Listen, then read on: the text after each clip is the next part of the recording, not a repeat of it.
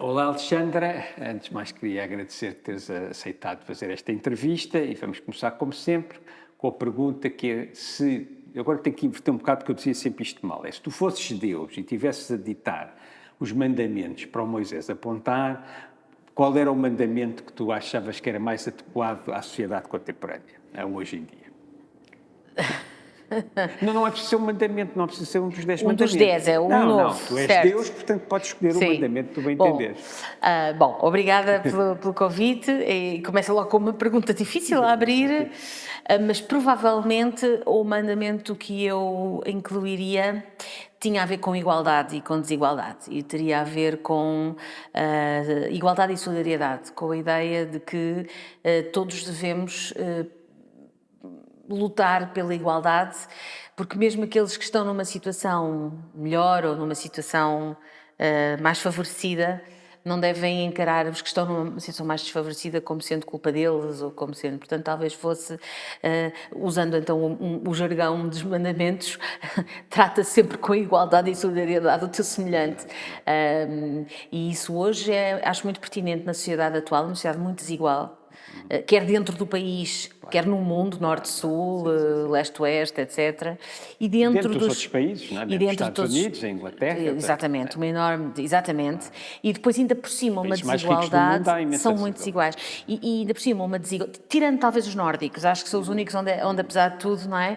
E depois uma desigualdade associada a uma ideia que hoje está a ter feito muito caminho e em que eu me revejo muito, que é uma ideia anti-meritocrática, não é uma ideia anti-mérito, é anti-meritocrática, porque de facto convoca um grande egoísmo, não é? Aquela ideia de que quem atinge uma certa nível na vida, seja social, seja cultural, seja económica, falo porque tem mais mérito que os outros. E quando nós nos convencemos que os outros são mais bem-sucedidos, ou que se nós somos mais bem-sucedidos porque temos mais mérito, sentimos que não temos que ajudar os outros porque eles não estão lá porque não têm mérito. Esquecendo que há, enfim, um conjunto enormíssimo, podemos entrar por aí, mas enormíssimas desigualdades à partida. E, portanto, acho que o meu mandamento teria a ver com a igualdade. Já que estás a falar disso, tu tens uma visão determinista do mundo. Não tenho. Tu acreditas no mérito. Sim, não tenho uma Acreditas visão... que nós temos alguma capacidade de decisão. Sim. Não tenho uma visão Eu não acredito, determinista.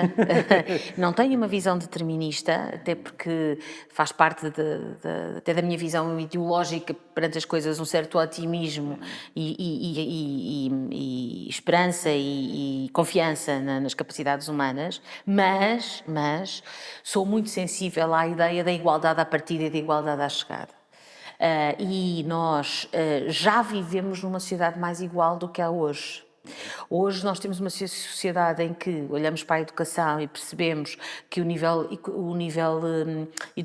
educacional, o nível de ensino que os pais atingiram é um preditor quase, que se verifica estatisticamente, que é quase impossível de suplantar pelos alunos, não é? Pelos jovens, crianças e jovens. O facto dos nossos pais serem licenciados condiciona o facto dos filhos serem ou não, ou mais ou menos bem-sucedidos, enfim, e várias outras coisas, não é? E sobretudo o que me preocupa é que eu, apesar de tudo, não sei se tenho a percepção, pode não ser exatamente correta, mas tenho a percepção de que Portugal, e agora estou a falar de Portugal, já foi menos desigual do que é hoje. Nos anos 80, foram os anos em que eu fiz o meu ensino não superior, não é? Entrei para a faculdade em 90, nos anos 80, todos os meus amigos andavam na escola pública, somos todos filhos da escola pública e os meus próprios pais não são licenciados e eu sou e tudo isso. E hoje eu olho à volta e a maior parte dos meus colegas, dos meus amigos têm os filhos, por exemplo, em escolas privadas. Portanto, eu acho que nós aí não fizemos uma evolução fantástica. Ok, já que isto não era para entrarmos já, mas eu tento sempre que as entrevistas sejam mais orgânicas possíveis e que estás a falar de educação, se calhar vamos já para esse ponto. Tu foste secretária de Estado adjunta da Educação, não é? E, pegando nas tuas palavras, as coisas não estão a correr bem. Não estão a correr bem. A educação acho que está a piorar. Eu queria perceber, e aqui eu queria que tentasses dar a resposta menos política Certo. e mais sincera possível. Certo. Porquê é que eu digo isto? Porque eu percebo e acho saudável que os ministros e os secretários de Estado falhem e tomem decisões em que falhem. Nas artes plásticas, o maior alavancador da criatividade é o erro, é o acidente. Certo. As pessoas às vezes esquecem-se que no resto da vida também. Não é? Só nós, quando percebemos que fizemos mal, é que podemos arranjar maneira de fazer melhor.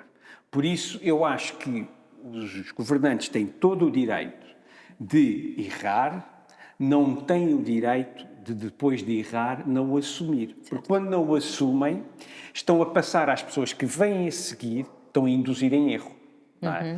Por isso, eu queria perceber, estou olhando para a educação, o que é que correu mal? O que é que correu mal? Porque tu tens, pá, sei lá, eu tenho filhos pequenos no ensino público e, pá, só tenho dois no liceu e eles não têm 3 disciplinas. Estamos em dezembro e eu acho que eles não vão ter as disciplinas. Eles não têm Físico-Química, não têm Inglês e não têm História.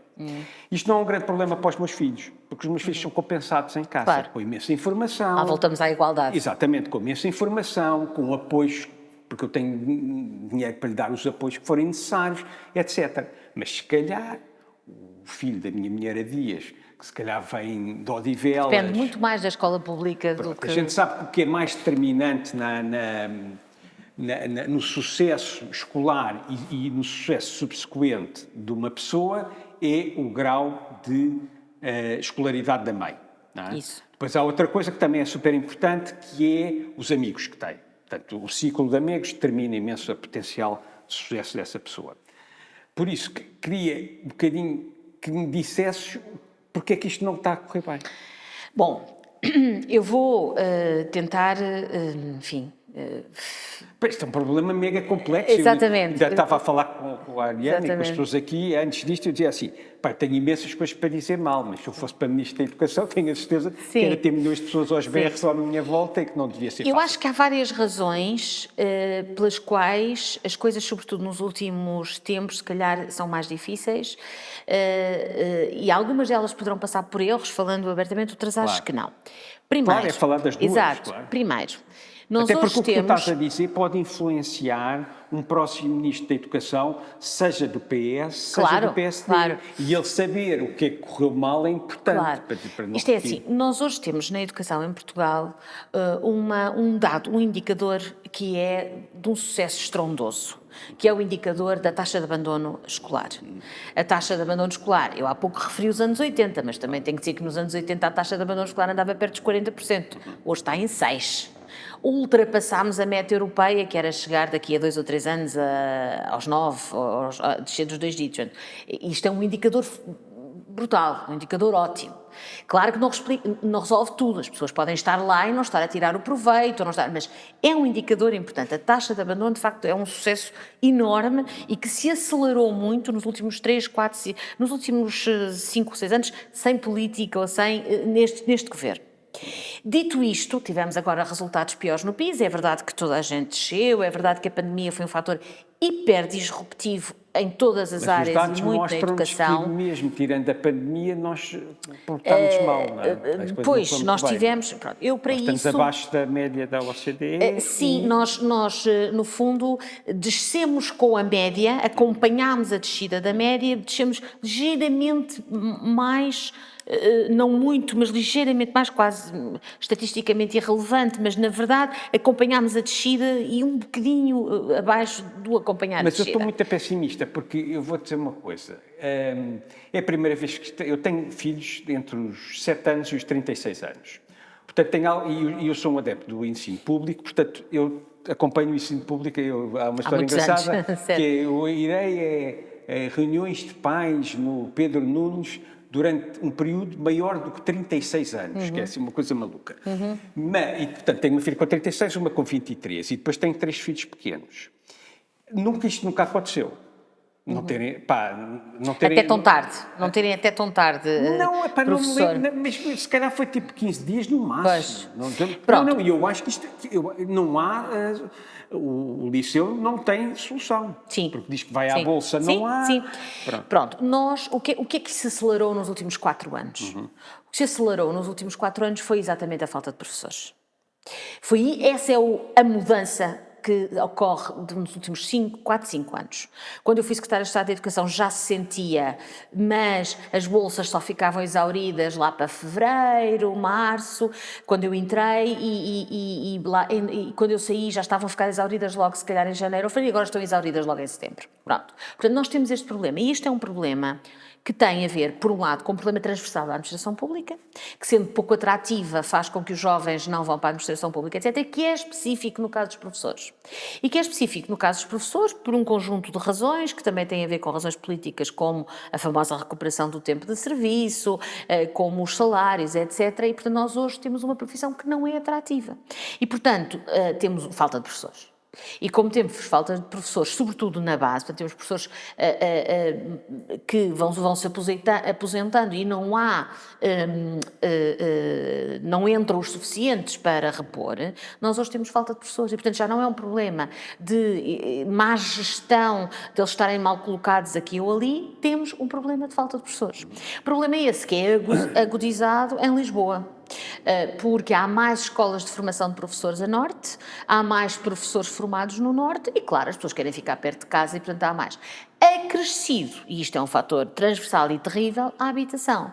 Um professor que vinha do norte para Lisboa para vincular até vinha, mas se tiver que pagar 800 euros ou 700 euros ou 600 euros por um quarto, então é que não vem mesmo, porque trabalhar para aquecer não dá. Portanto, eu acho que isto é a grande explicação. Com esta agravante, é que a educação é uma das áreas que é mais mão de obra intensiva, ou seja, em que o grande investimento que se pode fazer na educação é em pessoas, é em bons professores, é em professores. Há outras áreas onde a tecnologia pode resolver, há outras áreas em que há outro tipo de investimento. Não quer dizer que a tecnologia também não esteja ao serviço da educação, e está, mas os professores são fundamentais. Um bom professor pode estar numa má sala de aula e dar uma grande aula, e um menos bom professor pode estar numa sala maravilhosa e dar uma má aula. Portanto, os recursos humanos, eu não gosto de chamar porque são pessoas, as pessoas são muito importantes na educação. E esse é o grande problema.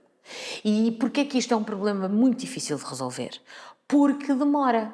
Este ano, felizmente, já entraram para o mestrado de educação, portanto, para quem quer ir para professor, já entraram muito, mas já se abriram mais vagas, já entraram mais, mas demoram a ser formados. Mas o PS está no governo há 8 anos, não é?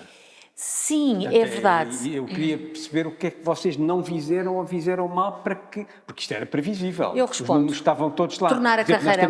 Nós temos um problema gravíssimo, que é até 2030 vão sair 35 mil professores. Precisamos de meter outros dados. E há um número, que este é mais para comédia, que acho que o ano passado o Ministério conseguiu arranjar 3 professores de Físico-Química. Não tinha esse número, mas... Eu fui-me informar, pronto. E por isso... o que é que vocês não fizeram bem? Porque isto já se conseguia prever, não é? Principalmente a parte dos reformados. Sim. É fácil de prever. Sim. Portanto, o que eu queria perceber é o que é que vocês fizeram mal e o que é que vocês estão a fazer para resolver Tem que passar por tornar a carreira mais atrativa. Seja em termos de salários, seja noutros tipos de condições de trabalho. Porque é a maneira que nós temos de atrair professores para o ensino público e dessa forma não ter falta de professores, ter professores mais motivados. Eu acho mesmo que é por aí que passa, francamente. Portanto, mais dinheiro.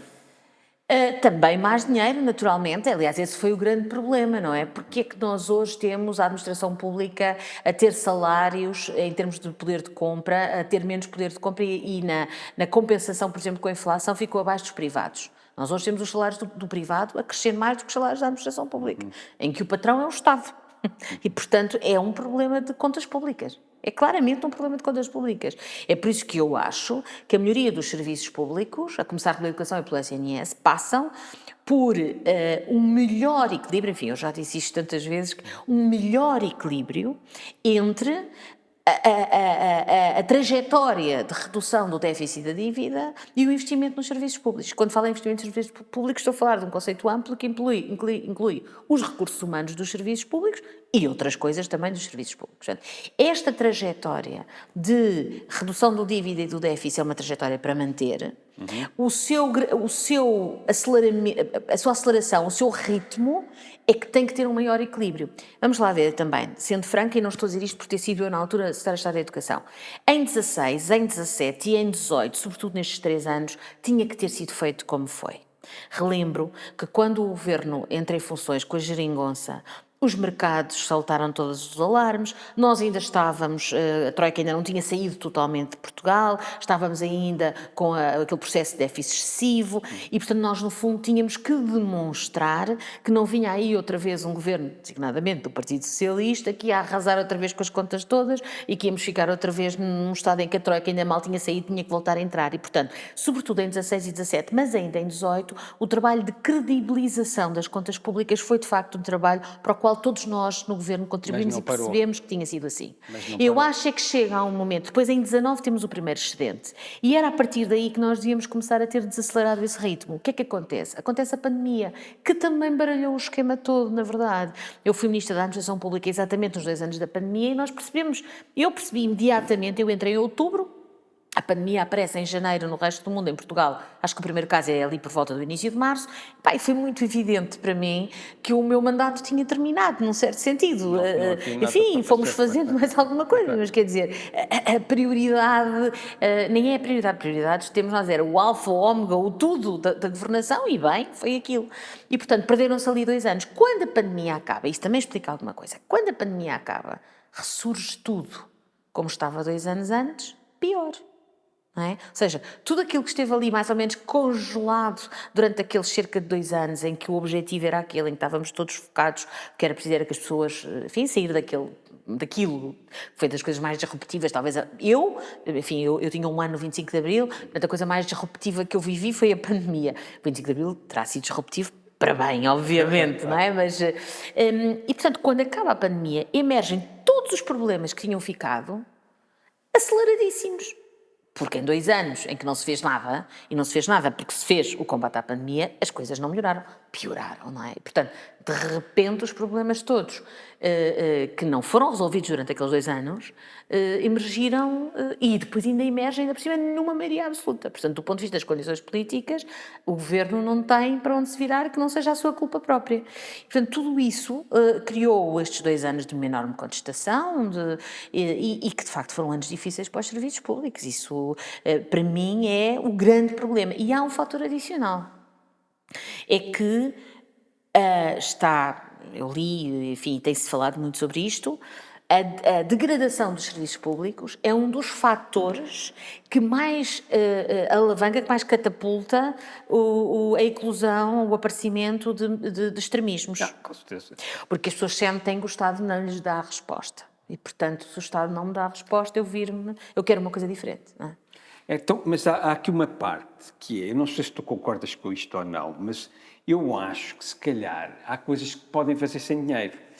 E eu acho que as escolas continuam muito centralizadas, têm muito pouca autonomia.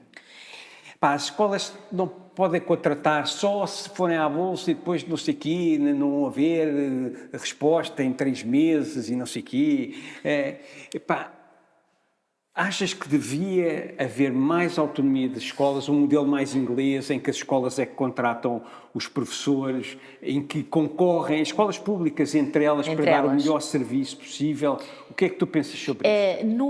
No primeiro mandato deste governo, portanto, no que terminou em 19, houve um grande reforço da autonomia das escolas, na altura, pela mão do meu colega secretário de Estado, que é hoje Ministro da Educação, na parte de tudo o que tinha a ver com currículo, tudo o que tem a ver com gestão de horários, tudo o que tem a ver com a semestralização ou não, permitindo fazer lógicas de disciplinas, enfim, dentro das disciplinas que existem, poder juntar as disciplinas e fazer programas conjuntos, por exemplo, na mesma aula, o professor de matemática e o de físico-química, para lecionar uma determinada matéria. Nessa dimensão curricular e pedagógica, a chamada autonomia curricular, que foi política desenvolvida em 18 e em 19, deu muita autonomia. Do ponto de vista da contratação de meios, da contratação de professores, também houve um reforço dessa autonomia, só que verdadeiramente, e eu sou a favor de mais autonomia. Sou a favor de mais autonomia. É preciso encontrar. Exatamente. Porque é muito difícil gerir. Eu imagino o que é que deve ser um pesadelo de gerir uma empresa com 80 mil funcionários, que é o Ministério... Acho que tem 80 mil... Na verdade, o concurso de professores grande, o concurso anual, chega a ter 130 mil candidatos. Portanto, não é muito fácil uma pessoa gerir é uma loucura. 130 mil É uma pessoas. loucura. Portanto, se calhar era melhor que houvesse cada escola geria 3 mil pessoas.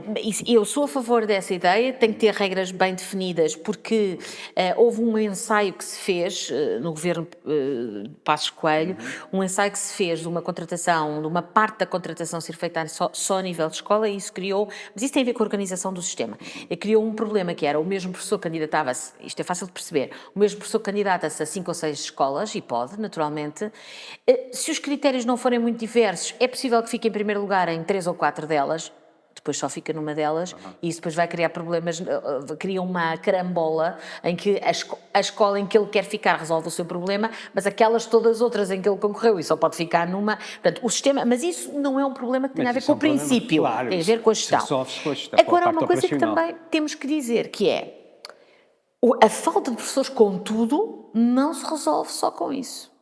Porque andarão as escolas a lutar, claro, não é? Não, com certeza. A lutar... Mas baixar o grau de formação, estou a perguntar se achas que se deve, acho que se vai ter. Como solução de urgência já se fez e eu sei que foi não é? muito criticado, mas como solução de urgência tem que ser. É melhor eu ter um professor como solução de urgência, um bocadinho menos preparado do que ter 3 filhos que não têm... Exatamente, como solução de urgência tem que ser. No fundo, tendo aquilo que se chama a habilitação própria, não é? O grau académico, portanto, uma licenciatura em Físico-Química, em Química, ou o que seja, não ter ainda ou estar a fazer a profissionalização em serviços, já a dar aulas, por exemplo. Pronto, isso é uma isso solução. Já se fez claro. E é isso que se está agora a ensaiar, julgo que terá começado neste ano letivo. Portanto, ainda não tem tempo também para dar resultados, mas isso começou-se já esse ano letivo. Claro que os sindicatos criticaram, mas convenhamos, não estou a dizer que é a solução ótima, mas é pior não ter professores, não é? Pela mesma razão que, fazendo um discurso muito parecido que devíamos fazer para os médicos, por exemplo, claro. Nós também nos médicos temos de ter mais vagas na licenciatura e mais vagas na especialidade. É assim que as coisas se têm que resolver, na verdade. Ok. Outra coisa, eu agora podia falar de 2 coisas, mas vou por esta. Portanto, tu és adepta da ideia de que se deve dar o dinheiro de volta aos professores. Sou adepta da ideia de que, por 2 razões, sou adepta da ideia de que num gradualismo e num faseamento que temos que negociar em função do valor concreto que se apurar que isso custa, de o fazer, numa negociação com os professores, determinar o tempo e ir recuperando ao longo do tempo que for necessário recuperar, em função do valor que verdadeiramente se apurar que aquilo custa. Porque há muitos valores, ainda ontem estive a fazer uma pesquisa, só em notícias de jornal já apareceram 3 valores diferentes nos últimos 2 anos. E, portanto, apurar por uma entidade independente qual é o valor, olhar para aquilo a que eu vou chamar folga, eu sei que os financeiros não gostam de chamar folga, mas enfim, para aquilo que há disponibilidade orçamental e fazer esse faseamento. Sou por 2 razões, se me permites. Primeiro, por uma questão de princípio. É verdade que a carreira dos professores, a carreira docente na universitária tem um desenvolvimento mais favorável do que tem, por exemplo, a carreira dos técnicos superiores, não tem pontos, não tem o CIADAP, etc. Mas a verdade é que é a carreira deles. E nós temos que fazer, portanto, nós não podemos dizer porque vocês têm uma carreira mais favorável, não recuperam o tempo. Porque o contrato que eles fizeram com o Estado quando entraram para aquela carreira era aquele. Outra coisa diferente é dizer, se calhar vamos ter que olhar para a vossa carreira porque ela não é sustentável a prazo. Isso é outra coisa, não podem ser embrincada na recuperação. A recuperação de tempo ou a não recuperação de tempo não pode ser uma forma de aplanar uma carreira, isso tem que ser, portanto, por um lado isto, e por outro lado... Mas tu resolves isto de uma maneira muito simples, basta tu pensares que nem todas as carreiras no Estado têm que ser pagas da mesma maneira, e têm que obedecer às prioridades da sociedade. Isso, e as carreiras que estão intimamente... Eu sei que isto depois, quando se está a governar, é complicado dizer este tipo de coisas. Não, mas eu não tenho problema em dizer. As carreiras da administração pública, que estão intimamente ligadas com serviços públicos essenciais, como educação, como saúde, também como justiça, mas a justiça, os magistrados já ganham bem. A educação, para mim, é mais importante que a saúde. A partir daí, se nós queremos ter trabalhadores...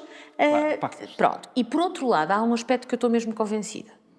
Enquanto esta questão da recuperação do tempo de serviço custa dinheiro, mas também se tornou um símbolo.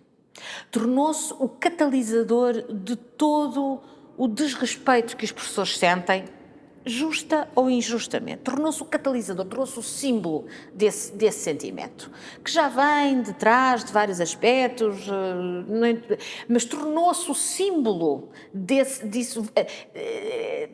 E temos que retirar esse problema da frente para conseguirmos trabalhar bem com as escolas e com os professores. Temos que tirar esse problema da frente.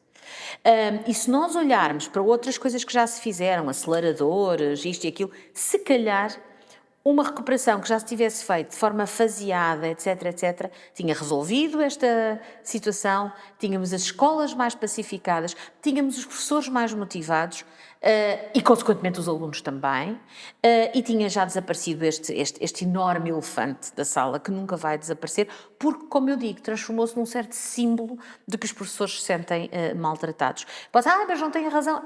É assim, não vale a pena discutir o que é factual e é factual. É verdade, também para ser franca, que em 2018 eu dei a cara por uma resposta diferente. Mas eu estou mesmo convencida que em 2018 fizemos o que podíamos, que foi a recuperação de cerca de 3 anos, 2 anos e 9 meses. Exatamente porque naquela altura, 18 já estávamos a sair, já estávamos a ser bem-sucedidos, mas estamos a falar da negociação do orçamento para 18, portanto estamos a falar do 17. E aí ainda era uma fase, não estávamos com o sucesso financeiro, que ainda bem, e também o Governo isso fez bem, não é? Temos que ser justos, que temos agora. E, portanto, em cada momento temos que perceber exatamente é tal equilíbrio entre uma trajetória de redução de dívida e de déficit, que aliás todos os inquéritos de opinião dizem que os cidadãos querem que seja mantida, portanto as pessoas são sensíveis a isso. Não sei se têm a percepção exata do que isso representa em termos de retirada de investimento aos tais serviços públicos, mas querem manter essa trajetória e estamos a falar de uma tentativa de equilíbrio entre essa trajetória e os serviços públicos. Eu sou muito sensível aos serviços públicos. Para mim, já se percebeu logo pela minha primeira resposta que a igualdade é um fator fundamental. Tenho uma velha discussão sobre igualdade e liberdade, e igualdade significa Estado social. Se os serviços públicos ficarem de tão má qualidade, que são apenas para os pobres, porque toda a gente que tem um mínimo faz um seguro de saúde ou põe o filho numa escola privada, isso já não é Estado social. O Estado Social o Estado Social pressupõe a universalidade dos serviços públicos. Pressupõe que o rico e o pobre vai aos mesmos serviços públicos. A partir do momento em que os serviços públicos ficam tão degradados que toda a gente foge deles, a não ser quem não pode deixar de fugir deles, bom, então temos um serviço público para pobres e isso já não é um Estado Social, já é um Estado assistencialista, já é um Estado de mais caridade do que solidariedade, já é outra coisa. E eu não quero mesmo isso, francamente. A gente não vai conseguir sair da educação, que é tanta coisa, mas pronto. Há outra questão. Na verdade, foi o sítio por onde eu gostei mais de passar no governo. Pronto, os sítios é muito marcante. É muito marcante. Os ministérios de prestação, os ministérios de prestação direta de serviços, saúde, educação, segurança social, justiça menos, porque a justiça é uma prestação de um serviço, mas como tem que ter a independência do Poder Judicial é diferente. São, de facto, ministérios em que a pessoa se sente muito mais a mudar a vida das pessoas. Eu costumo dizer, e já o disse muitas vezes, que uma coisa tão singela como inaugurar um pavilhão novo numa escola muda a vida de umas centenas de pessoas. Claro. E é uma coisa hiper singela, não é? Mas nós sentimos-nos a mudar ali a vida das pessoas.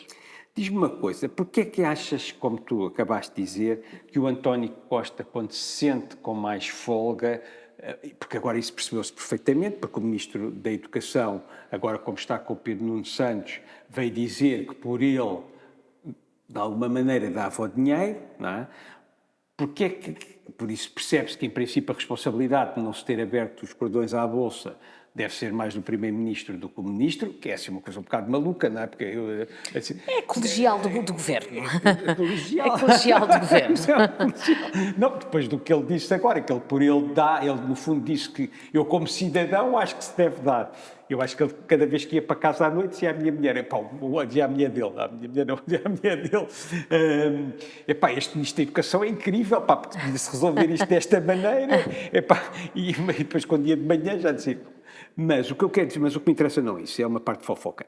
O que me interessa é perceber porque é que achas que foi uma teimosia da parte do António Costa em não querer ir para uma situação de melhor convivência e, como tal, de mais motivação dos professores e, consequentemente, dos alunos, ou o quê?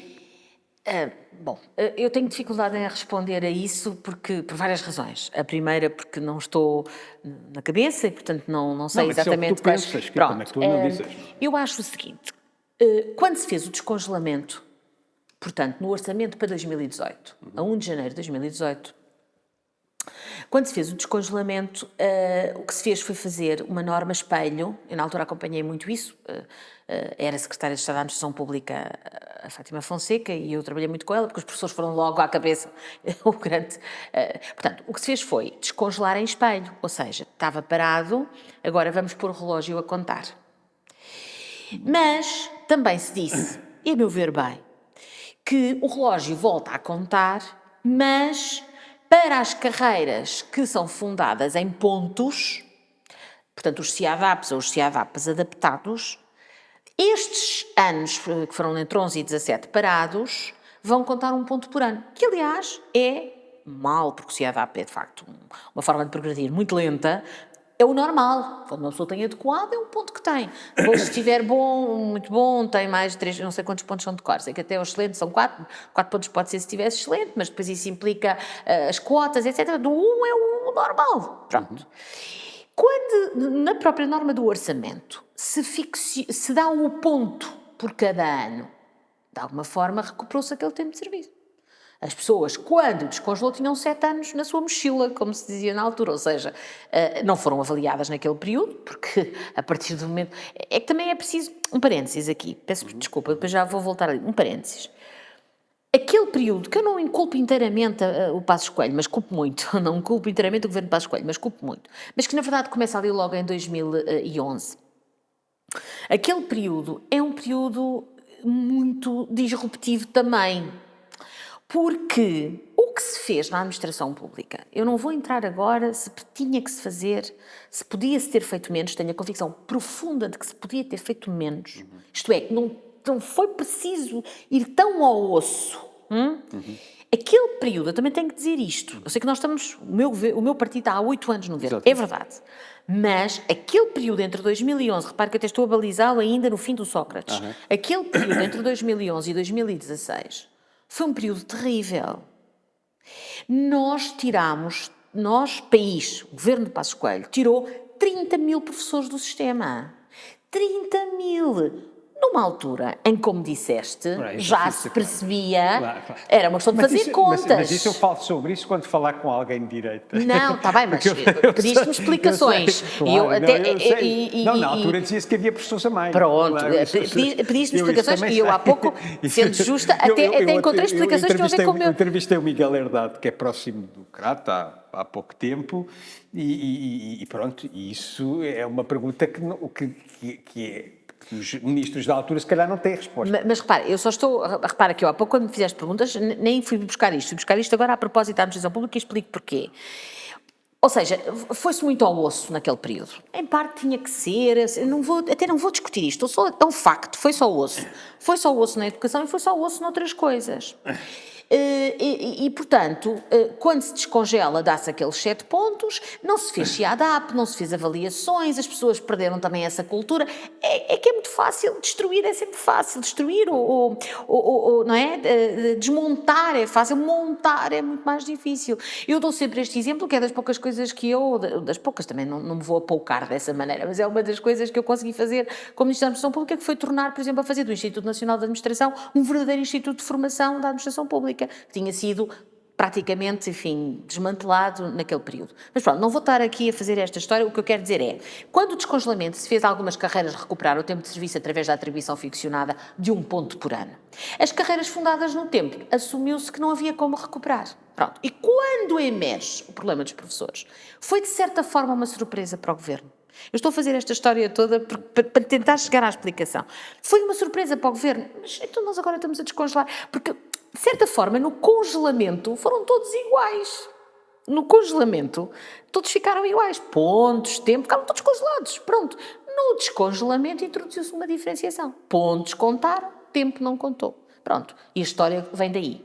E depois surgir, e depois estávamos, e eu mantenho isto, ali em 17, 18, ainda estávamos num momento em que os holofotes dos mercados, dos ratings, a União Europeia estava ainda muito em cima de nós ainda não tínhamos passado ali, ainda não tínhamos saído totalmente, de facto ali não era possível dar mais, é a minha convicção. Acho que depois disso deveria-se ter feito uma tentativa de aproximação aos professores, devia. Ok. A última pergunta, o último assunto sobre educação se tu achas que se deve privatizar um bocado o ensino, quais são os problemas disso, se há em alguns sítios que isso deve acontecer. Isto é a pergunta que a iniciativa liberal que faria, com certeza, não é? Bom, eu discordo profundamente. Claro, explica-me porque é que discordas. Bom, com todas as dificuldades que a escola pública passa hoje, e sempre passou de certa forma, se a gente for fazer o historial, vamos lá ver. Nós hoje temos a geração mais qualificada de sempre. Eu diria que essa viragem começou mais ou menos nas pessoas que têm a idade que eu tenho agora, 50 anos. Eu digo sempre, eu ainda fiz o ciclo preparatório e quando eu fiz o ciclo preparatório, a escolaridade obrigatória era exatamente o fim do ciclo preparatório, ou seja, o equivalente ao 6º ano. Entre 86 e hoje chegámos a uma obrigação de 12º ano e a maior parte das pessoas de facto frequenta no ensino profissional ou no ensino científico humanístico, mas lá voltamos ao abandono dos quadros. Deixa-me só fazer um parênteses. Queria aqui dizer que eu tenho a perfeita noção que desde o 25 de Abril até agora foi enorme, a educação é uma história de um sucesso estrondoso. Eu agora estou só a certo, mas a minha resposta tem a ver com a privatização. Eu fui buscar lá atrás para dizer isto. E isto foi tudo feito pela escola pública.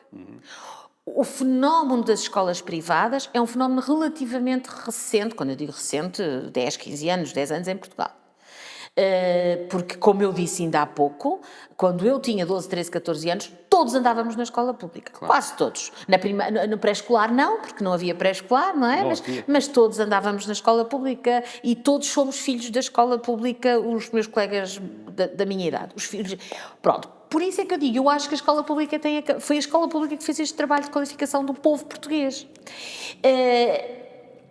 E isso nós temos que dizer, portanto, nós temos é que resolver o que ela eventualmente hoje tem de pior e não encontrar soluções de privatização. Porquê que eu sou contra as soluções agora muito práticas, de forma muito prática? Enfim, eu terminei ou limitei muitos contratos de associação, toda a gente se lembrará eventualmente de mim por causa disso. Foi quando ficaste mais famosa.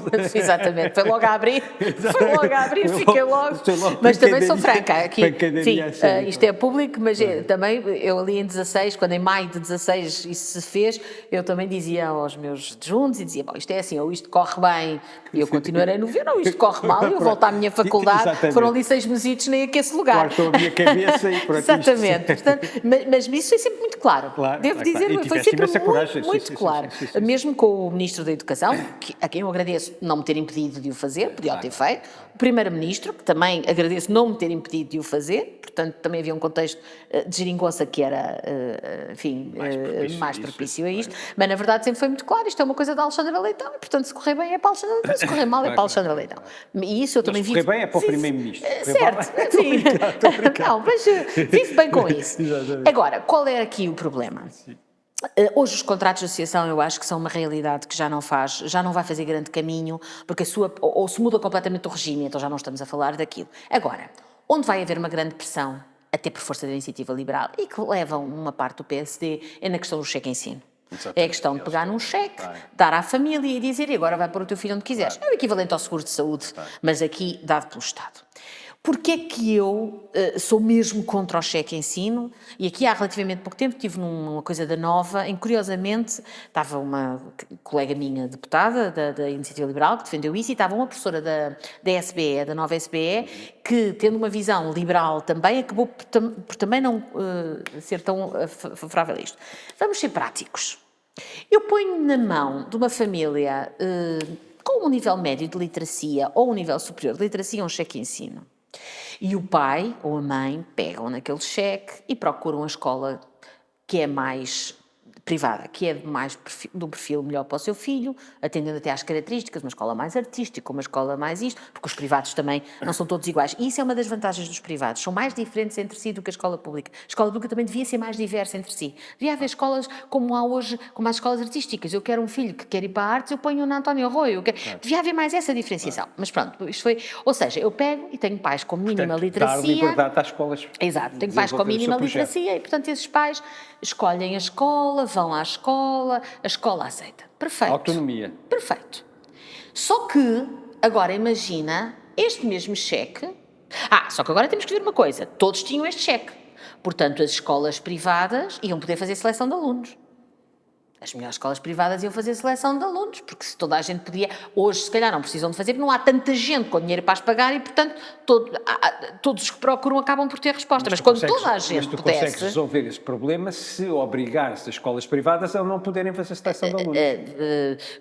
Isso é o modelo do contrato de associação. Bom, mas sim, talvez com regras. Mas agora vamos imaginar este cheque ensino na mão de uns pais... não letrados, na mão de pais com a 4ª classe ou de pais... Estes pais não só não vão ter a menor capacidade de escolher a escola, como não vão ser eles escolhidos pela escola. Muita gente já escreveu sobre isto. Nós passaríamos de uma situação aqui... O cheque ensino não era uma liberdade de escolha do aluno escolher a escola ou da família escolher a escola, passava a ser muito mais uma liberdade da escola escolher o aluno. Olha, é muito simples. A ADSE é ou não é um modo de financiar os privados? É, muito mais do que um modo, não é? E eu já tutelei a ADSE, eu própria tenho a ADSE, porque sou funcionária pública há muitos anos. Portanto, o cheque ensino, só assim, com a tale, ou seja, sem acompanhada de um conjunto de regras, eu tenho a certeza que cavaria o fosso da desigualdade. Mas é uma iniciativa liberal nas propostas, é com uma série de regras. É, mas repara, enfim, não conheço exatamente a proposta deles, mas imagino que a proposta tem que aceitar, o quê? Por ordem de chegada? Se for uma família cigana que vai lá com um cheque ensino, se é que vai, não vai.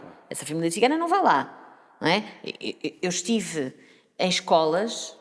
onde, vou contar esta pequena história, quando era secretária de Estado. Eu estive numa escola no Alentejo, em que entro lá numa sala e vejo máquinas de lavar roupa. E perguntei ao diretor, porquê que há máquinas de lavar roupa aqui? Porquê que havia? Porque naquela autarquia a Câmara oferecia um fato de ginástica, um fato de treino, e um saco de ginástica para todos os miúdos, e os fatos de alguns miúdos, não vou ligar a nenhuma etnia, mas de alguns miúdos, eram lavados na escola porque se fossem para casa desapareciam. Por isso é que eu digo que a escola pública às vezes faz muito mais do que ensinar. Isso eu não tenho dúvida. Não é? Não Pronto. tenho dúvida. E portanto o que eu quero dizer que é muito mais difícil ou seja, gerir a escola pública do que a privada, porque na privada, como eles decidem quem é que entra ou quem não entra, as pessoas escolhem o mais fácil. Por exemplo, que há escolas privadas que têm projetos fantásticos, por exemplo, de inclusão para crianças com algum tipo de deficiência, há outras que o que fazem é, isto vai-nos baixar imenso, este miúdo vai-nos baixar imenso os rankings, leva lá, não é? Pronto. Mas isso pode-se obrigar, porque as escolas privadas com um conjunto não de regras muito exigentes, ainda assim, eu não defendo um Estado paternalista que, tu não tens que pensar e eu de outras coisas, não defendo nada, aliás, em coisas como o tabaco e como há uma série de coisas em que eu sou mesmo anti-paternalismo de Estado, e acho que nesse aspecto, na parte mais de costumes e na parte de vida pessoal, eu sou muito anti-Estado, o Estado não se meta, pronto. No que tem a ver com prestação, acho que ainda a melhor forma é mesmo a escola pública. Agora, sou muito sensível ao argumento.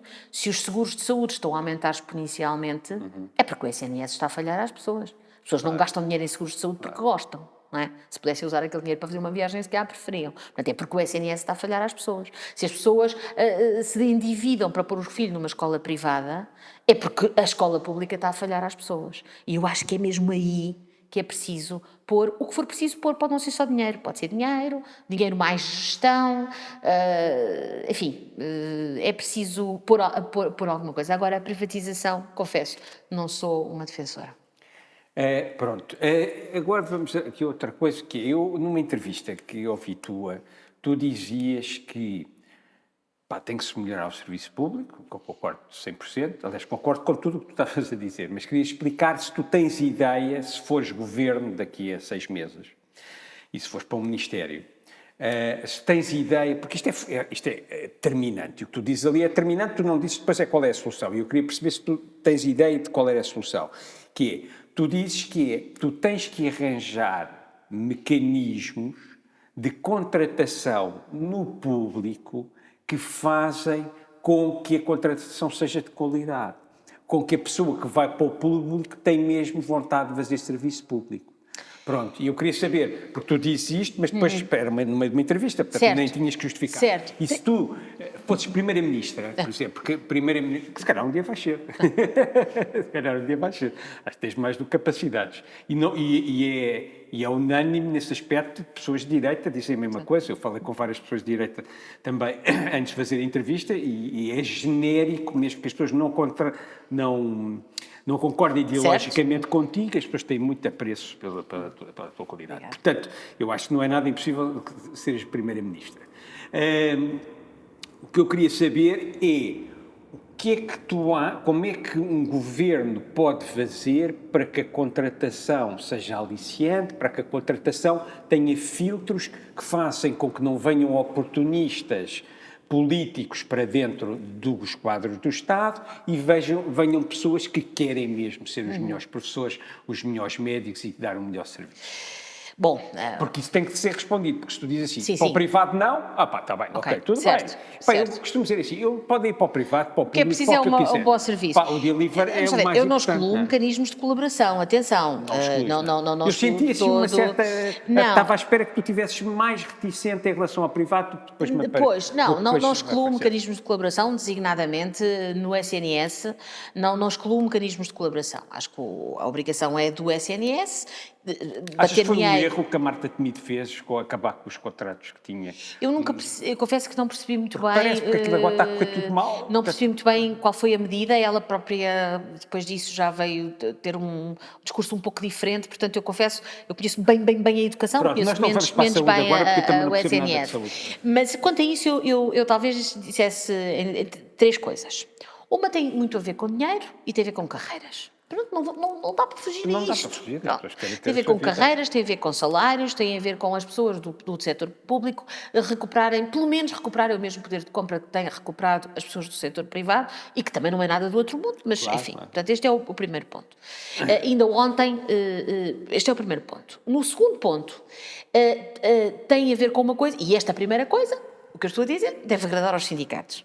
Mas a segunda que eu vou dizer já não agrada tanto, porque eu francamente aí não é para agradar a ninguém, Com que certeza é é para fazer a coisa necessidade de introduzir no sistema público maior diferenciação. Já disse isto várias vezes, sei Ok, que não isso é é... super importante. Pronto, diferenciação. Ou seja, eu não posso ter um sistema de avaliação porque tenho quotas e eu não posso dar a todas as pessoas boas a nota porque tenho quotas. Também dá para o outro lado, não é? Eu devo poder dar a nota que a pessoa merece e não a nota que a quota me obriga a dar. Mas também, do outro lado, diferenciar pela negativa quando é mesmo mau. Eu não posso dizer a um grande funcionário público tens 2 pontos e o outro que faz os Também mínimos tem dois. tem 1. Pronto, é a diferença, é 1 para 2. Não dá, eu tenho que diferenciar mais. Porque é isso que os privados fazem. Os privados fazem isso. Quem é muito bom, E às vezes é motivado, é acarinhado. E quem não dá, às vezes, pronto, até... Portanto, eu acho que a diferenciação é fundamental. Eu tenho uma filha, tenho 2 filhas, uma já saiu há mais tempo, mas uma entrou este ano para a faculdade, portanto saiu agora do liceu. Ela teve 2 ou 3 professores maravilhosos. Aonde? Ela andou no Rainha Dona Amélia. Maravilhosos. Eu costumava dizer a brincar, as 2 professoras, aquelas professoras, outras não, aquelas mereciam o peso dela em ouro. A sério. E essa diferenciação, o público também tem que introduzir. Não pode arrasar por baixo. O público não pode arrasar por baixo. E estou a falar de funcionários, de trabalhadores. Tenho que dizer assim, tu és um grande trabalhador, eu tenho mecanismos de te premiar. Isto é fundamental. E nós temos mecanismos na lei de fazer isso. A Lei de Trabalho em Funções Públicas, que foi aprovada em 2015 pelo governo anterior ao do PS, tem mecanismos para fazer isso. Mas não fazem por causa dos sindicatos? não fazem porque, primeiro, esses mecanismos têm estado bloqueados no Decreto-Lei de Execução Orçamental, que não dá latitude ao dirigente, isto já foi desbloqueado, honra seja feita, por exemplo, ao Fernando Medina, que é dizer assim, não, o dirigente tem que poder dizer, mas depois não é por amiguismo, tem que poder dizer assim, este tipo é ótimo, vais levar um prémio daqueles que estão previstos. Tu não, não vais progredir. Tem que se fazer esta diferenciação. Quando nós não somos todos iguais, e atenção, somos todos iguais, obviamente, eu já falei de igualdade neste sentido. Este é o segundo aspecto. E o terceiro aspecto tem a ver com uma coisa que nós temos que perceber e que está a acontecer também no privado, e o privado está a perceber isso melhor do que a administração pública. A administração pública move-se mais lentamente, não é? É uma máquina. Que é isto. Os jovens mudaram um bocadinho a forma como encaram o trabalho. Quando falo em jovens, falo naqueles que já entraram no mercado de trabalho, vá lá entre os 23 e os 30 e poucos. E isso nota-se muito nos médicos.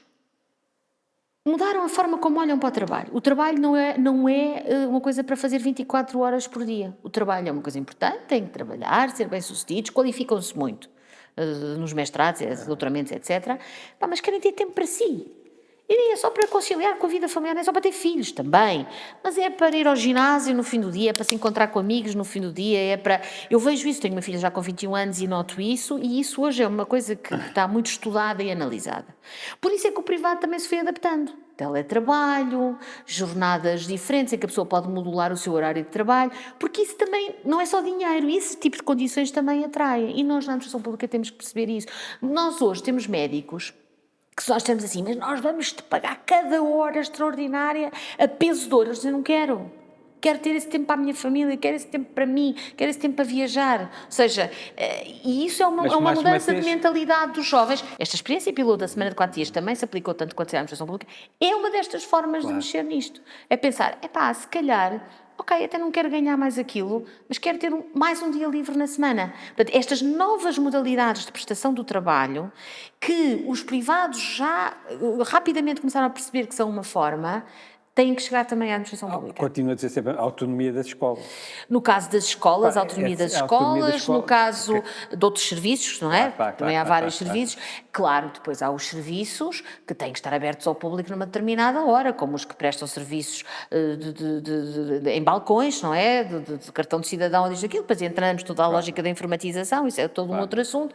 Portanto, há coisas mínimas que têm que se cumprir, não podem ir todos para casa, porque é preciso, mas eu acho que esta terceira dimensão é outra forma que não apenas dinheiro, de atrair para a administração para as carreiras. Então, pronto, agora vamos... Por uma razão, só vou terminar. Por uma razão, é que há uns anos atrás, há 30 anos atrás, se perguntasse a um jovem de então o que é que ele privilegiava à cabeça, ele dizia a estabilidade no emprego. Claro. Hoje já não. Claro. Hoje o jovem privilegia outras coisas. Atenção, o combate à precariedade, sobretudo no emprego jovem, é um objetivo absolutamente fundamental que qualquer governo deve ter na sua cabeça. Portanto, não estou com isto a desmerecer o combate à precariedade, muito pelo contrário. Até porque até aos 35 acha-se graça a saltitar, depois começa-se a querer ter filhos e já não se acha tanta graça a isso. É o que eu ia dizer, eu tinha algumas dúvidas em relação ao que estava a dizer, porque acho que depois da média do prazo... É até certa idade. Ou seja, nós temos que atrair jovens ali nos 25, 26, 27 para a administração pública, e isso atrás. E depois também ir dando-lhes a possibilidade de gerir a sua carreira. Então agora vamos descansar um bocadinho depois desta grande conversa à volta da educação, e queria que me falasse um bocadinho como é que foi o teu percurso académico, como é que foi a tua formação, como é que ela foi feita, e depois o teu percurso profissional. Pronto, eu sou um produto da escola pública, não é? Fui fazendo o percurso normal na década de 80, entrei para a faculdade em 1990, para a Faculdade de Direito da Universidade de Lisboa. Na altura, quando entrei para a Faculdade de Direito, admitia como muito possível querer seguir a carreira diplomática. Sim, mas na verdade logo no primeiro ano percebi que gostava mais de Direito para fazer uma carreira que não é tanto uma carreira jurídica, e portanto gostei muito de Direito, mais do que achava que ia gostar, e portanto essencialmente logo o Direito Público, portanto as áreas do Constitucional, do Direito Administrativo, e depois também acalentei a vontade de ficar a dar aulas na faculdade, coisa que fiquei, não é? Eu entrei para assistente da faculdade em 96, depois fiz o mestrado, depois doutorei-me, e portanto, aliás, quando me perguntou o que é que eu faço, o que é que eu sou na vida do ponto de vista profissional, é professora da faculdade. O resto são cargos. Nunca estive só a dar aulas, curiosamente. Trabalhei num gabinete de um membro do governo em 97, 98, ainda no governo Guterres. Depois trabalhei 11 anos no Centro Jurídico da Presidência do Conselho de Ministros, ali, aqui perto. Depois estive no Conselho Consultivo da Procuradoria e depois fui para o Governo. Portanto, nunca fiz só dar aulas, mas o que eu sou profissionalmente é professora da faculdade. É isso, se me precisar assim. Eu muitas vezes ainda, enquanto ministra ou secretária de Estado, quando tinha que preencher um papel num hotel, numa daquelas coisas, num cartão para uma loja qualquer, escrevia profissão, professora universitária. É mais confortável. É o que eu sou. Claro, não, é onde tu te sentes mais Sim, confortável. e também não ia Claro, escrever, né? claro, Exato. claro. Tu fizeste parte da JS, não é? Pá, como é que funciona a JS? Para já, a JS parece bastante machista. 15 presidentes, 3 mulheres. 20%. É muito pouco. 15 presidentes da JS, Desde o 25 sim, de Abril. 3 mulheres, a Maria Begonha, a Jamila, ou 2, houve 3? Ah, sim, a Margarida Marques, Pronto. certo, Houve 3 certo. mulheres. Pá, eu fui ver. Certo, não desculpa, não estava a duvidar, não estava a lembrar. Eu não sei, eu não aprendi isto na Sim, escola. claro, eu própria estava aqui, estava a tentar descobrir quais eram. Não, está certíssimo, está São certíssimo. 3 mulheres e 15 presidentes. Não é só a JS, são os partidos todos, não é? Claro. Se formos ver secretários-gerais do PS, a contabilidade é pior, porque é zero. É zero. Não é? E Pronto. o que é que se está a fazer? Bom, eu entrei... No Parlamento, vocês Sim. são os melhores, não é? Pronto, eu entrei para a JS em... Acho eu, não sei se vocês são os que têm mais... Somos. não é? Não, o Bloco, também. se olharmos para o Bloco, Ok, tem mais, ok. não é? Eu, na sua proporção, entrei para a JS, salvo erro, tenho sempre a dúvida se foi em 90, se foi em 91, não interessa, ou foi em 90 ou foi em 91, e na verdade eu costumo dizer muitas vezes isto, eu não senti machismo,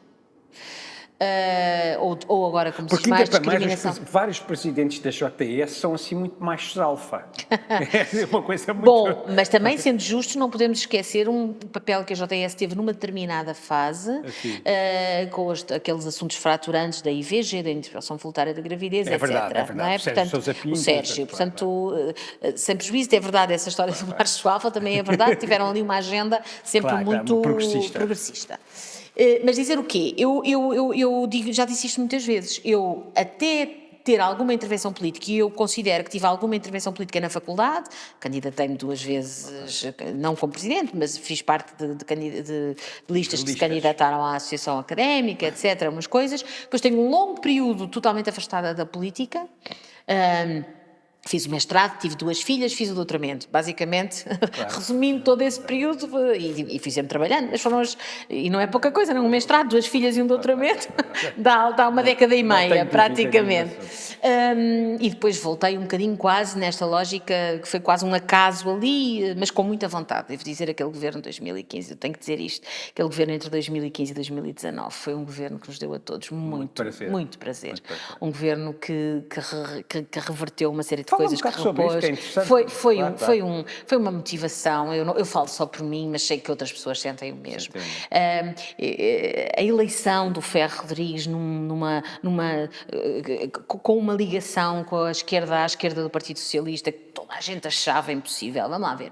O Partido Socialista teve refém de não ter aliança. Ainda ontem, numa entrevista a um outro, coisa muito mais curta, numa rádio, disse isto. Bom, mas então perguntaram-me assim, mas então agora por causa do Chega o PS nunca mais pode fazer alianças? E eu respondo, o PS viveu 40 anos de democracia refém de supostamente ser impossível aliar-se à sua direita.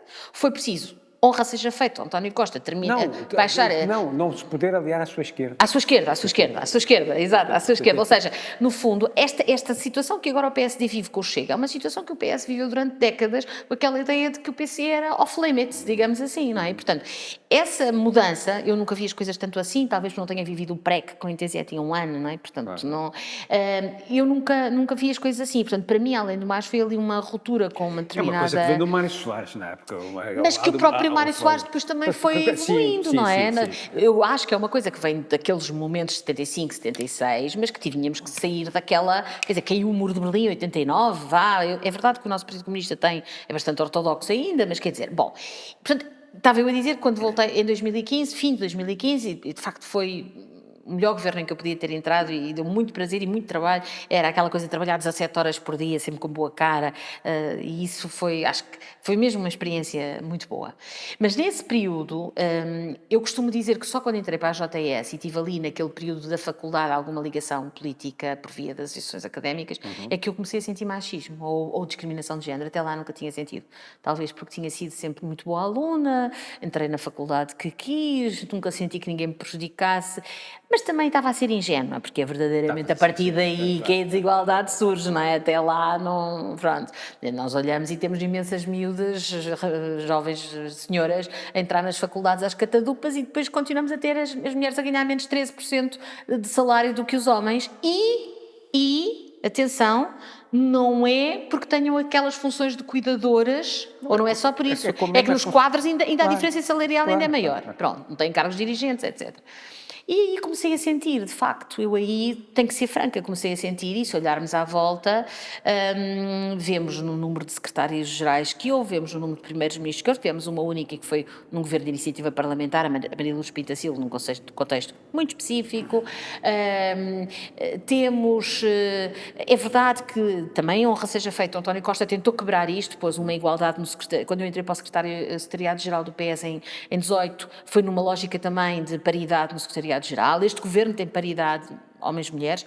A paridade também não se mede só quantos homens e quantas mulheres. Com certeza, é onde é que cada um está. Pronto, também isto eu tenho que dizer. A paridade mede-se em peso político, mede-se em poder de influenciar, não se mede só... Dizer, pronto, mas é importante em todo caso, a própria paridade de número é importante. E a maneira como as mulheres sentem o mundo, por terem sido oprimidas durante tanto tempo, condiciona-as imenso. Eu agora, quando falei de tu seres primeira-ministra, se fosse tivesse aqui à minha frente um homem nas mesmas condições que tu, estava muito mais bom para ser. É verdade. Porque as mulheres, por exemplo, eu dou-te exemplo, as pessoas, eu convido homens e mulheres para estas entrevistas.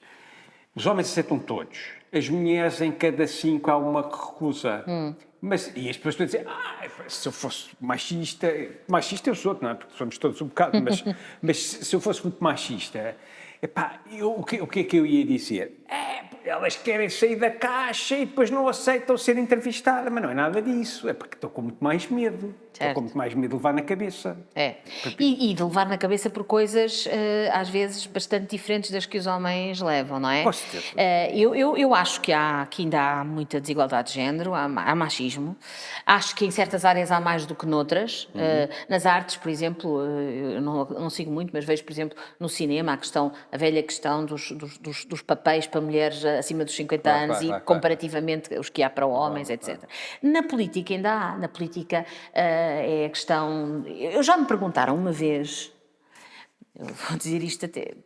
Já me perguntaram uma vez num órgão de comunicação social regional se eu sentia que o facto de ser gorducha me prejudicava politicamente. Eu acho que isso nunca na vida foi perguntado a um homem, nem será. Sem saber. Não é? Completamente. Mas nunca perguntaram isso ao Mário Soares. Por exemplo, não é? Embora nos homens também já começa, os aspectos físicos já começam a pesar um bocadinho mais, mas quer dizer, é uma coisa, ou a maneira como se penteia, ou a maneira como se veste, não é? E isso é uma coisa que eu fui sentindo à medida que fui tendo mais intervenção pública. É muito mais, vê-se muito mais pegar em aspectos de natureza física, pegar em aspectos de natureza de feitio. Eu já disse isto muitas vezes, às vezes fui mal entendida. Uma mulher demasiado assertiva, às vezes não sei o quê, é bruta, porque num homem espera-se isso, tal macho alfa, não é? Num homem espera-se essa assertividade, numa mulher não se espera tanto e pode ser vista como rispidez, como falta de empatia. Portanto, sim, eu acho que há muito machismo na sociedade portuguesa ainda, mesmo muito. É bem que o dizes. Diz-me uma coisa, é uma coisa que é uma eterna curiosidade. Eu acho que fizeste a pergunta só uma vez nas 20 e tal entrevistas, que já fiz e até foi ao Pedro Delgado Alves, que é, vocês quando se reúnem nos partidos, e isto é uma coisa transversal, não é só do PS, nem só do PST, eu acho que é mais ou menos de todos, não sei, se calhar a Iniciativa Liberal não faz isso, não sei, mas o PS faz, que é, vocês reúnem-se, fazem as vossas reuniões, depois chega ao fim e põem todos a mão no ar e começam a gritar PS. Porquê é que vocês fazem aquilo? É que, pá, não era mais fixe, acabava a reunião e dizia, pronto, está tudo resolvido, vamos para casa jantar. Bom, nós fazemos isso, Que parece uma coisa assim um não, bocado... mas nós fazemos isso em comícios e manifestações, não fazemos isso em reuniões políticas. Fazem. Quando o Pedro Nuno Santos, a coisa, eu acho que no fim devem ter gritado todos PS. Nessas sim, mas por exemplo, em eu reuniões... acho que isso alimenta o machismo também. Acho que é uma coisa um bocado obtusa, não sei. Isso por acaso não acho. Aquilo é um quê? Um sentimento de que Acho vocês querem mudar o mundo? Acho que cria um sentimento de pertença e um sentimento de união entre pessoas que fora dali se calhar não têm assim tanto em comum, não é? Claro. O PSD faz assim, acho eu, Claro. Nós fazemos, eu às vezes me Se calhar, confundo. hoje antes de irmos para casa vamos gritar screen aqui. Pois, sei lá, se calhar, mas veja, por exemplo, as equipas de futebol também têm gritos, não é? Ou de futebol ou de qualquer desporto. Mas ou de são qualquer coisas diferentes. desporto. Uma equipa de futebol é uma coisa bastante diferente. Sim. Eu não tenho, isto é uma curiosidade. Sim, Eu não acho que é por aí. Eu, por acaso, levanto o punho no ar, uma parte, depois bato palmas, não sou assim... eu costumo sempre dizer... Não, é uma crítica feroz. Não, eu sei.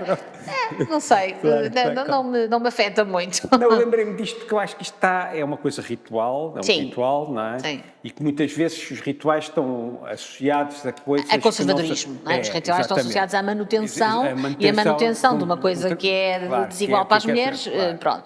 Mas eu sou franca, eu acho que há muito machismo na sociedade portuguesa, tenho-me transformado cada vez mais numa pessoa que o vê, mais do que o via aos 18 anos, sou franca mesmo, e há coisas que, por exemplo...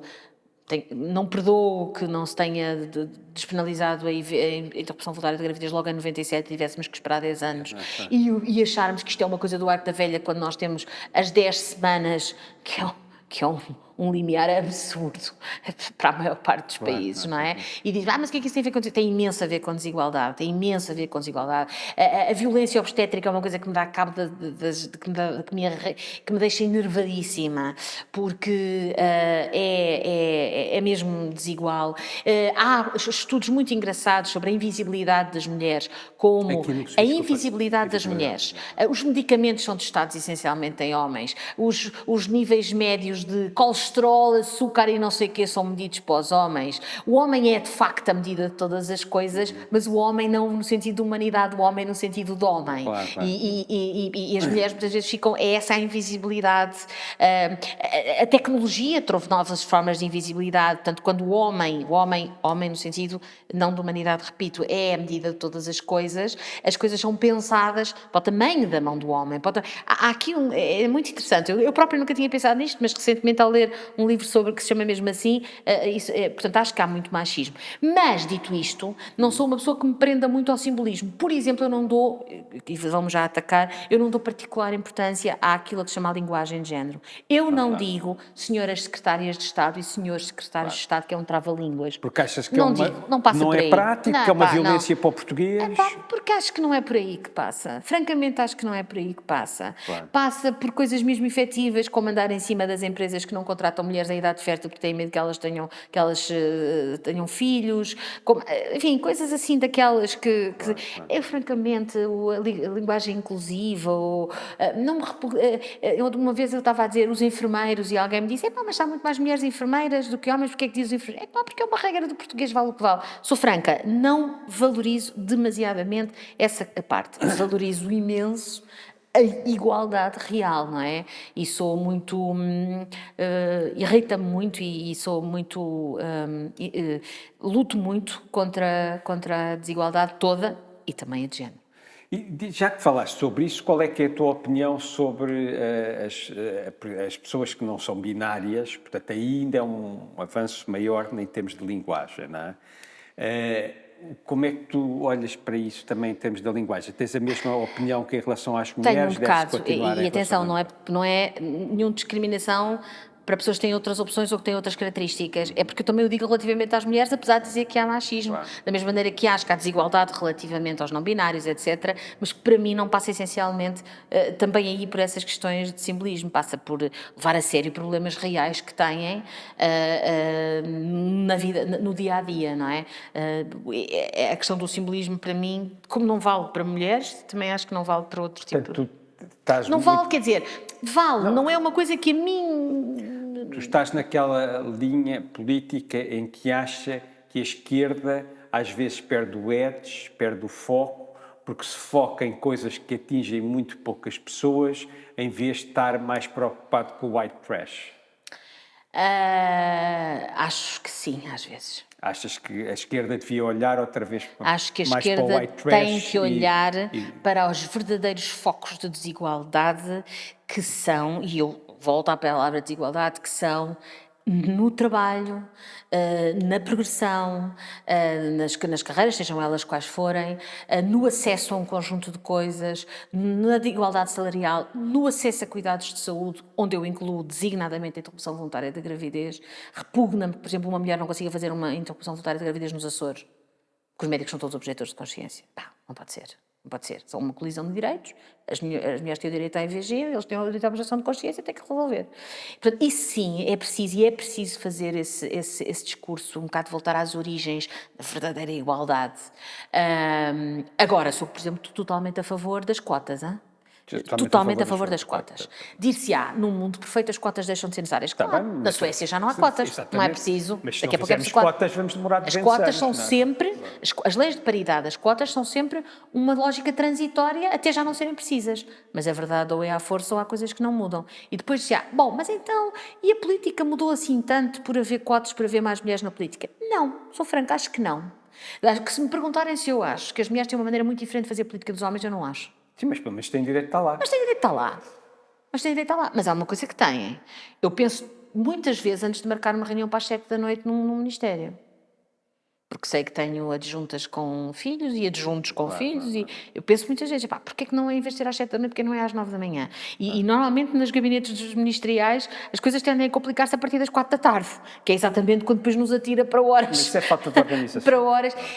Não é só. Repare, se pensar, os serviços estão a trabalhar desde manhã, mandam para cima mais tarde. Não é só falta de organização. Mas sim, mas também pode-se organizar sempre melhor. Pode-se organizar sempre melhor. E depois há uma coisa que eu, no que toca a mulheres e homens, é uma coisa que eu tenho que dizer. Eu acho que Bem, eu acho que há pelos vistos acontece também no público, como tu estás a dar o exemplo, no privado acontece imenso, que é a ideia de que as pessoas trabalham até às 5 da tarde ou às 7, mas depois têm que ficar lá mais 4 horas.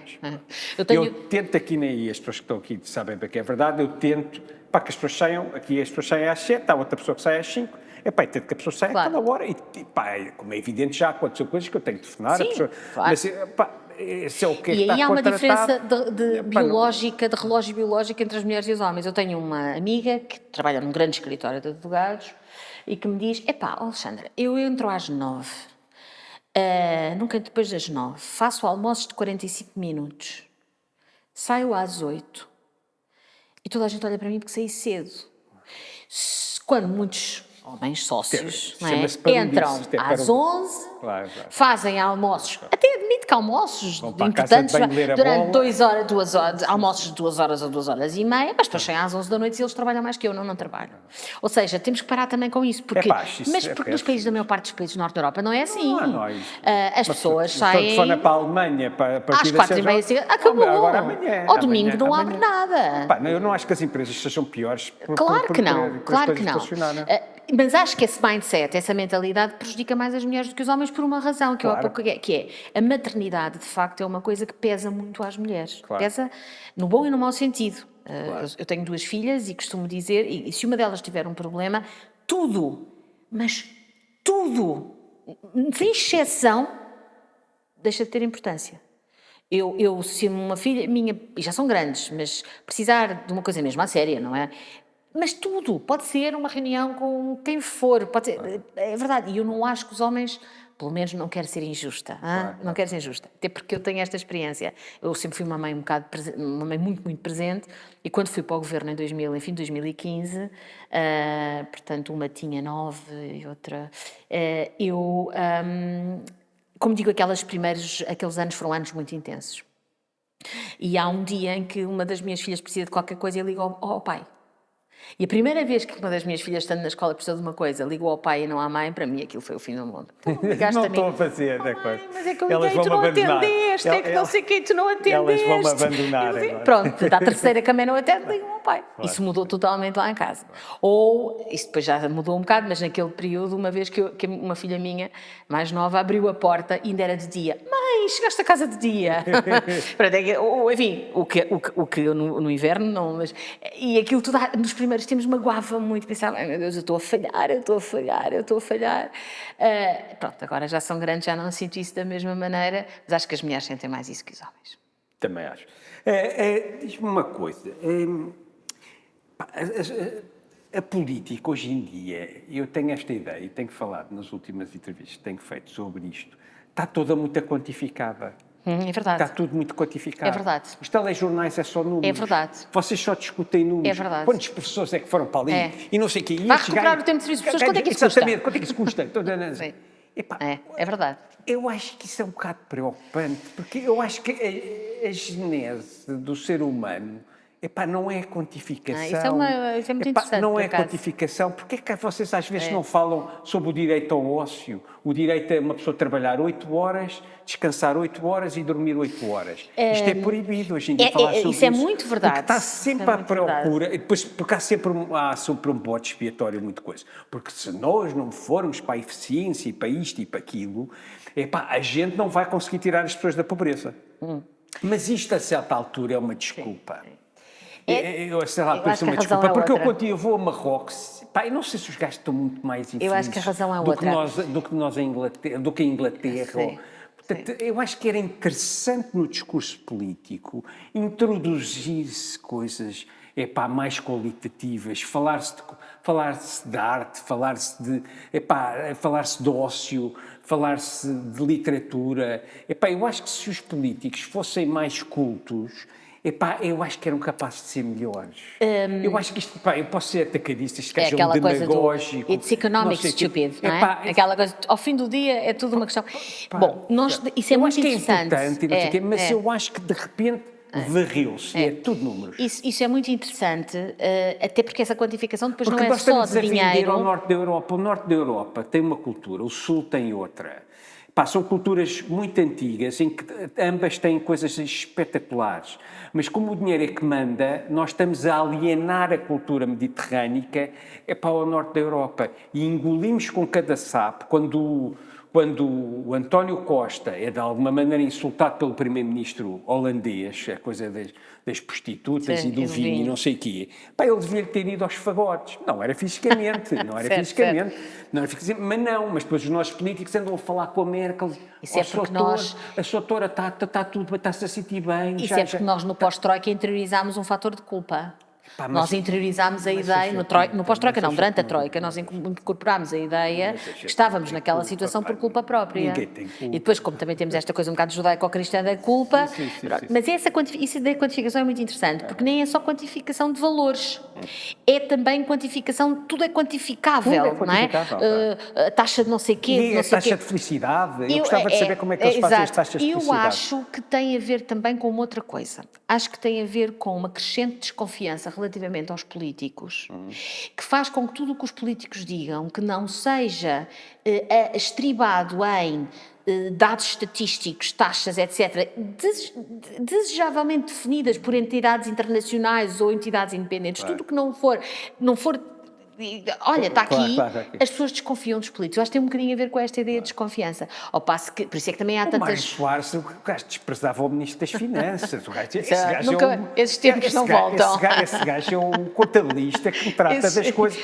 Porque, repara bem, vimos só a diferença É verdade, de um mudou ministro muito. de um primeiro-ministro como o Mário Soares, ou até como o Sá Carneiro, para falarmos de direita e esquerda. Eles tinham desígnios para o país. A preocupação era entrar na Europa, era modernizar. Depois com o Cavaco era abrir a economia. Pá, agora não, a gente agora está em pânico que tem que cumprir os números, estás a ver? É verdade. E parece que não há um desígnio Bom, para o eu país. acho que essa cultura também resulta um bocadinho da União Europeia, não é? Da integração europeia, que é tudo numerado, a inflação não pode ser mais que 2%, o déficit não pode ser mais que 3%, não sei o que, não é? Também andamos sempre a correr atrás daqueles números. Mas sim, isso é muito interessante. O que é que achas que se pode fazer? Mas também temos um exemplo de como os números depois às vezes não resolvem nem sequer o discurso. Repare, por exemplo, nós estamos sempre, o Governo tem dito, e é verdade, o número de recursos financeiros que tem posto na saúde desde 2015, de facto, É brutal. é brutal. Claro. Não vale a pena. As pessoas têm a percepção que têm. Não vale a pena. Podemos, não sei quantas mais consultas, não sei quantas mais cirurgia, não sei quantas... É tudo verdade, eu não duvido daqueles números. Mas a percepção, não é? Pronto, e o que as pessoas sentem, não há números que lhes Claro. pronto. É sempre a coisa mais importante. Exatamente. Que as pessoas sentem. Agora, também é verdade, mudar percepções é muito mais difícil do que mudar factos, na verdade, não é? É como na psicanálise. Epá, os sentimentos ganham sempre Ganham sempre. ao É a racional, sensação que eu tenho de que isto... Pronto. Portanto, sim, é muito interessante isso e eu acho que... eu acho que isso é uma tendência mundial, acho que a União Europeia torna isso ainda mais... As metas que temos... Está sempre a falar em metas. Meta do PRR, meta do não sei quê, são tudo metas, não é? Tem que ser quantificáveis. Porque o que não é quantificável não é mensurável de forma objetiva. E o que não é mensurável de forma objetiva, lá está. Ou confiamos e então aceitamos, ou desconfiamos e então queremos a meta numerária. E não vejo que seja muito possível infletir essa lógica, quer por causa do peso que a economia e que as finanças têm cada vez mais na política, quer por causa dessa desconfiança dos políticos que infelizmente também não creio que vá melhorar nos próximos tempos, em Portugal como no mundo. Vamos entrar para o último assunto. Eu ainda tinha para 50 assuntos, mas vamos entrar neste. Vamos fazer aqui uma brincadeira, que é amanhã e depois da manhã são as eleições dentro do PS. Tu estás com o Pedro Nuno Santos, como acho que toda a gente sabe, e eu assumo a culpa e vamos dizer, o Pedro Nuno Santos ganhou. Portanto, depois não ganhar, a culpa é minha. E por isso, o que é que vocês vão fazer a seguir? Bom, esta eleição interna ocorre num momento... Como é que vocês vão se posicionar perante o eleitorado para as eleições de dia 10 de março? 10 de março. Eu ia dizer exatamente que esta eleição para secretário-geral ocorre num contexto particularmente, não diria difícil, ou não difícil, mas específico, que é o facto de haver eleições daqui a 3 meses, não é? Eleições legislativas. O António Costa, quando foi nas primárias foi eleito em 2014, só tinha em 2015, daí a um ano, e em muitos outros casos, pronto, há uma renovação normal no partido e não há logo... É no dia a seguir está em campanha, não é? Por isso, enfim, acho que é começar a trabalhar, francamente, da minha perspectiva, o que vejo é começar a trabalhar no programa eleitoral, desenvolvendo as Tu vais ser ideias... responsável... Não, desse ainda não sei. sabe. Da moção fui, do resto não sei. Pronto, mas de certeza que vais ter...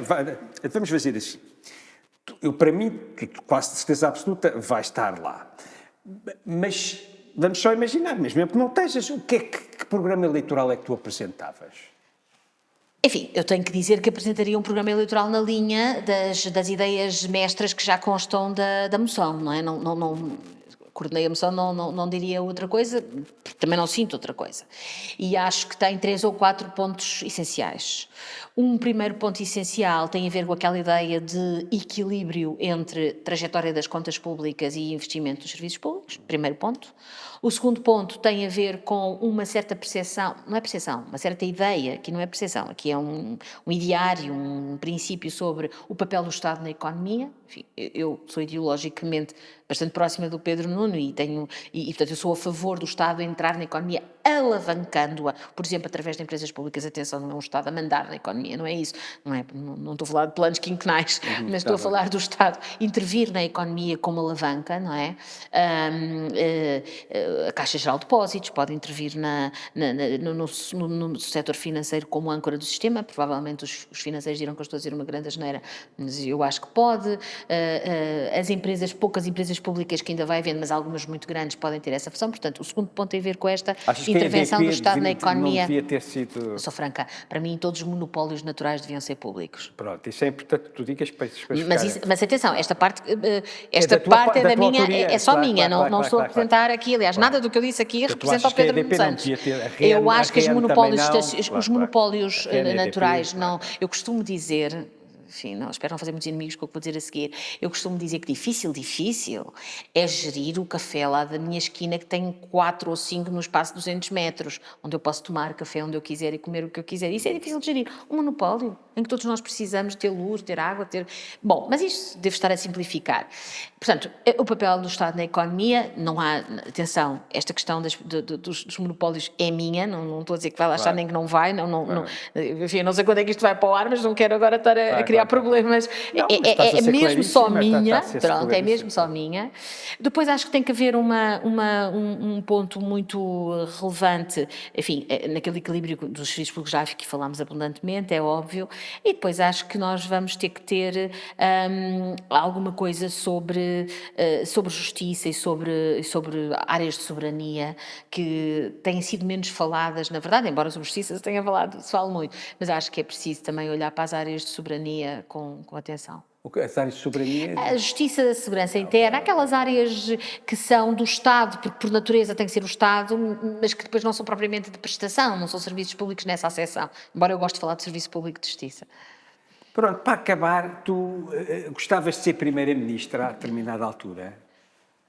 Se eu gostava de ser Primeira-Ministra, lá está, se eu fosse um homem dizia já.